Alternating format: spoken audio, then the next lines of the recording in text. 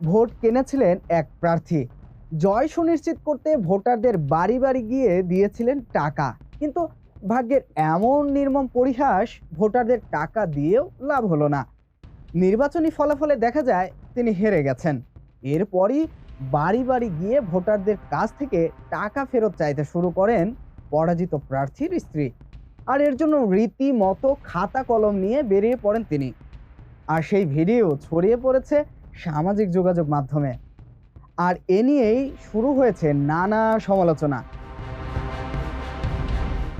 তবে ঘটনাটি বাংলাদেশের নয়, ভারতের একটি রাজ্যের ঘটনা, যেখানে দেখা যায় পৌর নির্বাচনে প্রতিদ্বন্দ্বিতা করছিলেন ভারতীয় জনতা পার্টির জাদি তিরুপতি। নির্বাচনে মাত্র ১৬ ভোটের ব্যবধানে কংগ্রেস প্রার্থীর কাছে পরাজিত হন তিনি।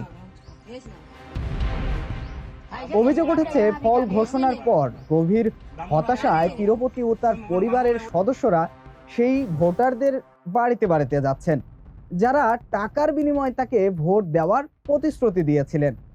ভিডিওতে আরও দেখা যায় বিজেপি প্রার্থীর স্ত্রী রূপা বাড়ি বাড়ি গিয়ে ভোটারদের কাছে ঈশ্বরের নামে শপথ করতে বলছেন যে তারা তিরুপতিকে ভোট দিয়েছিলেন কিনা।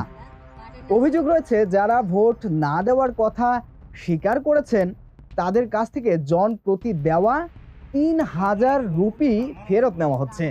আর এই ভিডিও ভাইরাল হওয়ার পর নানা সমালোচনার জন্ম দিয়েছে, কারণ নির্বাচনে প্রার্থীদের পক্ষ থেকে ভোটারদের অর্থের প্রলোভন দেখানো নির্বাচনী বিধি ও গণতান্ত্রিক নীতির পরিপন্থী।